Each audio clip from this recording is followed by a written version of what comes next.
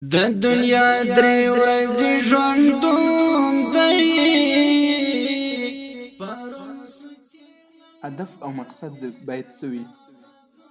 د کمزوري فکر څخه ځان وساتئ او د څو ورځو رڼاوې او مادي راحتونه خپل مقصد مه ګرځوئ، بلکې د دې ټولو راحتونو، اسانیو او نعمتونو خالق او مالک الله جل جلاله رضا حاصلول د خپل ژوند مقصد او هدف جوړ کړئ.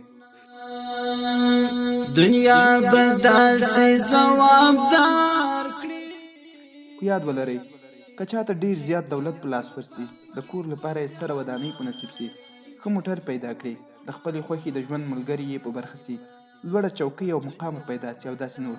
لیکن الله تعالی یې نه وي پیدا کړی، د هغه رضا یې نه وي ترلاسه کړې او نه هم د هغه خوښي یې نصیب سوي وي، نو دغه کس به خالي لمن پاتې سي، د سکون څخه به محرومه وي، د عزت په لټه کې به ناقراره وي، د خوشحالیو تږی به وي، په کامیابۍ پسې به سرګردانه وي.